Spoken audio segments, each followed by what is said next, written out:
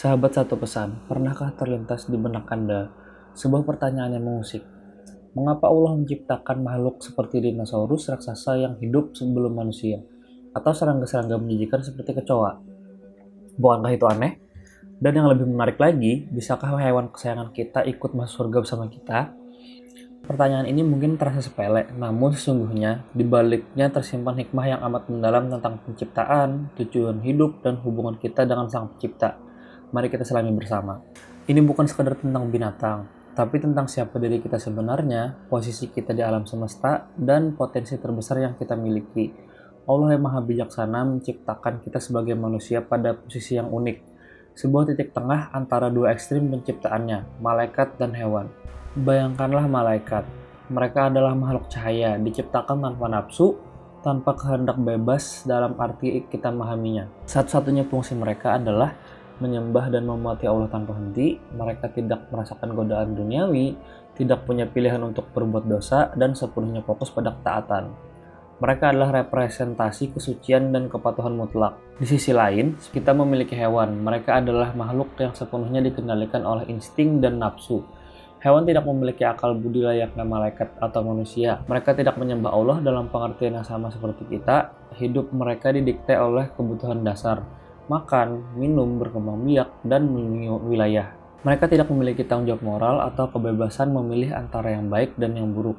Mereka adalah representasi keberadaan yang didorong oleh kebutuhan biologi semata. Dan disinilah kita, manusia. Kita ditempatkan tepat di antara kedua ekstrem ini.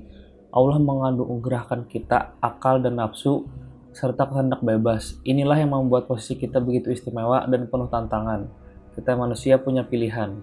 Jika kita membiarkan nafsu dan keinginan dasar menguasai diri kita tanpa kendali akal dan iman, maka kita tidak ubahnya seperti hewan. Kita mungkin mencari kepuasan insting semata, hidup tanpa tujuan yang lebih tinggi, dan kehilangan martabat kemanusiaan kita. Kita akan menjadi budak dan hasrat kita sendiri, terperangkap dalam siklus kebutuhan biologis yang tiada habisnya. Namun, jika kita menggunakan akal dan hati kita untuk memahami tujuan penciptaan, untuk mendekat kepada Allah, untuk mengikuti petunjuknya, maka kita bisa melampaui derajat malaikat. Mengapa bisa melampaui malaikat? Karena malaikat menyembah tanpa pilihan, tanpa godaan, sementara kita, manusia, dengan segala nafsu dan godaan yang ada, memilih untuk menyembah Allah. Pada inilah yang menunjukkan tingkat pengabdian dan cinta yang lebih tinggi. Taatan yang lahir dari perjuangan dan pilihan bebas adalah ketaatan yang sangat bernilai di sisi Allah. Inilah inti kenapa kita perlu merenungkan, apakah kita condong pada kedamaian ilahi yang terpancar dari ketaatan dan kesadaran akan tujuan hidup, atau justru terjebak dalam hasrat hewani seperti kekuasaan, makanan, minuman, seks, atau kenikmatan sesaat. Refleksi ini esensial untuk memahami siapa diri kita dan di mana posisi kita sebenarnya dalam skema besar ciptaan Allah. Sekarang, apa yang sebenarnya ingin Allah sampaikan lewat keberadaan hewan-hewan ini? Pertanyaan tentang dinosaurus dan serangga menjijikan seringkali muncul dari rasa ingin tahu yang murni, atau bahkan sedikit keraguan. Namun, Islam memberikan jawaban yang jelas dan menenangkan. Islam dengan tegas mengajarkan bahwa hewan diciptakan sebelum manusia. Ini bukan sekedar urutan kronologis, melainkan sebuah bukti nyata dari kebijaksanaan dan perencanaan sempurna Allah. Sebuah hadis sahih menyebutkan bahwa Nabi Muhammad SAW bersabda bahwa Nabi Adam adalah ciptaan terakhir Allah. Ini menunjukkan bahwa Allah telah menyiapkan panggung sempurna lengkap dengan segala dekorasi dan peran pendukungnya. Sebelum aktor utamanya, manusia tiba. Bayangkanlah, sebelum kedatangan manusia, Allah sudah menciptakan gunung-gunung perkasa yang menstabilkan bumi, lautan luas dengan segala isinya, hutan belantara, padang rumput, dan miliaran makhluk hidup lainnya. Segalanya disiapkan dengan presisi dan harmoni, termasuk dinosaurus raksasa yang telah punah jutaan tahun lalu, dan bahkan kecoa yang mungkin sudah ada jutaan tahun sebelum dinosaurus itu sendiri. Subhanallah, ini adalah bukti kebesaran Allah yang menciptakan segala sesuatu dengan tujuan, bahkan sebelum kita memahami sepenuhnya. Dalam surah Luqman ayat 10 Allah berfirman, Dia menciptakan langit tanpa tiang yang kamu melihatnya, dan Dia meletakkan gunung-gunung di permukaan bumi agar bumi itu tidak menggoyangkan kamu, dan Dia menyebarkan padanya berbagai jenis hewan. Dan kami turunkan air hujan dari langit, lalu kami tumbuhkan baik padanya berbagai macam tumbuhan-tumbuhan yang baik. Ayat ini secara eksplisit menyebutkan penciptaan langit, gunung, dan penyebaran berbagai jenis hewan di bumi, termasuk binatang buas, serangga, dan segala macam makhluk yang bisa kita bayangkan. Sebelum kedatangan manusia, ini menunjukkan Allah sudah mempersiapkan segalanya untuk keberlangsungan hidup. Lalu, kita kembali pada pertanyaan yang menggelitik. Mengapa kecoa atau tikus yang kita anggap menjijikan itu ada? Karena tak ada satupun ciptaan Allah yang sia-sia. Setiap makhluk memiliki peran, bahkan yang terkecil dan paling tidak disukai sekalipun. Saya ingat dulu dapur rumah serasa jadi kerajaan kecoa setelah jam 1 malam. Ini adalah pengalaman pribadi yang mungkin banyak dari kita alami. Dulu saya seringkali menghindari masuk dapur karena tahu akan berpapasan dengan mereka. Sempat terlintas di benak saya, bahkan menjadi semacam krisis teologi kecil dalam diri. Kenapa sih ada kecoa di dunia ini? Apa gunanya makhluk menjijikan seperti ini? Jawabannya sederhana. Mereka adalah rezeki bagi makhluk lain, dan mereka adalah bagian tak terpisahkan dari rantai makanan dan ekosistem yang seimbang. Allah merancang sistem di mana setiap makhluk saling bergantung dan menopang. Sebagai contoh, seekor burung memakan semut saat masih hidup, namun ketika burung itu mati, semut-semutlah yang akan membersihkan dan memakan bangkainya. Mengembalikan nutrisi ke tanah, ini adalah siklus kehidupan yang sempurna yang bahkan hanya bisa dirancang oleh Allah yang maha bijaksana. Khusus untuk kecoa, peran terpenting mereka adalah ekosistem adalah sebagai dekomposer ulung. Meskipun kita mungkin tidak melihatnya secara langsung, mereka bekerja keras di balik layar. Mereka makan sisa makanan, mengkonsumsi materi organik yang membusuk, dan menguraikan berbagai bahan. Proses dekomposisi ini sangat krusial karena mengembalikan nutrisi penting ke dalam tanah, yang kemudian akan digunakan oleh tumbuhan untuk tumbuh. Bayangkan, tanpa mereka dan makhluk dekomposer lainnya, dunia ini akan jauh lebih kotor, penuh dengan sampah organik yang menumpuk. Bahkan bakteri berbahaya dan patogen lain pun bisa diminimalisir keberadaannya berkat peran mereka sebagai pembersih alami. Sungguh menakjubkan, hal yang kita anggap menjengkelkan bahkan menjijikan pun punya peran besar dalam menjaga keseimbangan dan kebersihan ciptaannya. Mereka adalah bukti nyata keadilan dan keseimbangan dalam setiap penciptaan Allah. Tidak ada satupun serangga atau binatang yang diciptakan tanpa tujuan. Tapi tak hanya itu, hewan juga mempunyai kemampuan yang tak kita miliki, yang melampaui batas panca indera manusia. Mereka bisa melihat dan merasakan hal-hal gaib, fenomena dari alam yang tak terlihat oleh mata telanjang kita.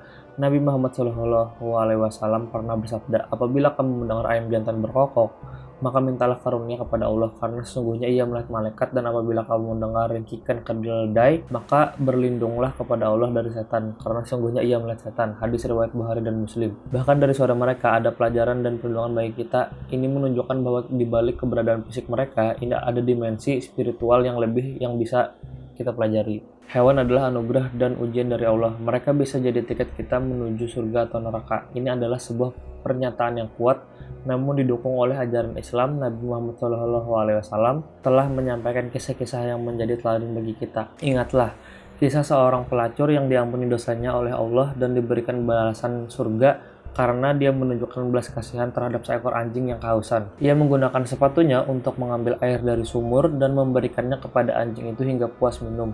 Kisah ini diriwayatkan dalam hadis riwayat Bukhari dan Muslim. Sebaliknya, ada pula kisah seorang wanita lain yang disiksa dengan api neraka karena ia mengurung seekor kucing, tidak memberinya makan dan minum, bahkan tidak membiarkannya mencari makan sendiri. Hadis riwayat Bukhari dan Muslim. Kedua kisah ini menjadi pengingat yang sangat kuat. Menjaga dan menyayangi hewan adalah wujud rahmat kita, dan rahmat ini akan dibalas dengan rahmat dari Allah. Penting untuk dipahami bahwa menunjukkan belas kasihan kepada hewan tidak bertentangan dengan menyayangi manusia. Keduanya adalah bagian dan tanggung jawab kita sebagai seorang muslim yang beriman. Nabi SAW sendiri adalah teladan terbaik dalam hal ini. Pernah suatu ketika, setelah kembali dari pertempuran, beliau mendengar suara tangisan seekor burung. Beliau segera bertanya, dan para sahabatnya menjelaskan bahwa mereka telah mengambil telur burung tersebut dari sarangnya. Dengan segera Nabi menghentikan mereka dan memerintahkan untuk mengembalikan telur itu ke sarangnya sebagai bentuk belas kasihan terhadap induk burung tersebut. Ini menunjukkan bahwa kepedulian terhadap hewan adalah bagian integral dari ajaran Islam. Empati pada hewan adalah latihan fundamental yang melatih empati kita pada sama manusia. Lebih jauh lagi, beberapa hewan bahkan bisa memengaruhi karakter dan kepribadian kita. Nabi SAW sangat mencintai kucing, bahkan memiliki beberapa kucing peliharaan. Dan menariknya, penelitian modern menunjukkan bahwa pemilik kucing cenderung mengembangkan tingkat empati dan kelembutan yang lebih tinggi. Mungkin ini salah satu alasan mengapa Nabi SAW menunjukkan begitu banyak kasih sayang pada kucing. Nabi juga berbicara tentang efek kepemilikan hewan terhadap karakter manusia. Beliau bersabda bahwa akan datang suatu masa fitnah, di mana harta yang paling berharga bagi seorang pria adalah dombanya, Di masa itu bagi orang yang paling aman adalah mereka yang bisa membawa domba mereka ke tempat terpencil, jauh dari korupsi dan kekacauan. Ini karena pemilik domba atau gembala cenderung memiliki sifat rendah hati dan lembut. Sebuah sifat yang sangat dihargai dalam Islam, bahkan semua nabi termasuk Nabi Muhammad SAW pada suatu titik dalam hidup mereka pernah menjadi gembala domba. Ini bukan kebetulan, profesi ini membentuk karakter yang sabar, tenang, dan rendah hati. Sebaliknya, Nabi juga menyebutkan bahwa mereka yang memiliki unta dan kuda seringkali mengembangkan sifat bangga dan sombong karena sifat kompetitif dan gaya hidup yang terkait dengan hewan-hewan tersebut. Seringkali orang-orang Baduy yang berurusan dengan unta dan kuda cenderung lalai dalam urusan agama karena kesibukan dan kompetitif yang mereka kembangkan. Ini menunjukkan bagaimana interaksi kita dengan hewan dapat membentuk aspek-aspek kepribadian kita. Lalu pertanyaan pamungkas yang mungkin sering muncul di benak kita para pencinta hewan, bisakah hewan peliharaan ikut masuk surga? Secara umum, hewan tidak memiliki pertanggungjawaban di akhirat, karena mereka tidak memiliki akal dan kehendak bebas seperti manusia. Oleh karena itu, mereka tidak memiliki surga atau neraka dalam pengertian yang sama dengan kita. Namun ada sebuah kisah indah yang memberikan harapan dan kelegaan bagi para pencinta hewan. Seorang Baduy datang kepada Nabi Muhammad SAW dan bertanya, "Saya sangat mencintai kuda, apakah saya akan memiliki kuda di surga?" Nabi menjawab, "Jika engkau diterima di surga, engkau juga akan diberikan kuda dari yakut rubi dengan 2 sayap, dan kuda itu akan membawamu kemanapun yang kau inginkan." Hadis riwayat Tirmizi. Ini adalah petunjuk yang luar biasa bahwa jika kita mencintai hewan di dunia dan berharap untuk bersama mereka di surga, Allah yang Maha Pengasih dan Maha Mengetahui hambanya bisa saja mengabulkan keinginan tersebut. Tentu saja dalam bentuk yang terbaik dan yang paling sempurna di jannah. Ini menunjukkan keluasan rahmat Allah dan bahkan Dia tidak akan mengecewakan hamba-hambanya yang beriman dan mencintai ciptaannya. Sahabat, satu pesan dari semua pembahasan ini jelaslah bahwa merawat dan menyayangi hewan bukan hanya memperindah karakter kita, melatih empati dan menjadikan kita kepribadian yang lebih baik, tapi juga mendekatkan kita pada Allah Subhanahu wa Ta'ala. Setiap interaksi kita dengan rahmat adalah kesempatan untuk menunjukkan rahmat dan kebaikan, yang merupakan inti dari ajaran Islam. Kita memohon kepada Allah Subhanahu wa Ta'ala untuk menganugerahkan jannah sehingga kita dapat menikmati segala berkahnya, termasuk segala sesuatu yang kita cintai di dunia ini. Jika kamu ingin menggali lebih dalam tentang topik-topik yang serupa, jangan lupa klik tombol like, tinggalkan komentar, dan subscribe channel ini agar tidak ketinggalan video-video lainnya yang bisa menemani hari Anda.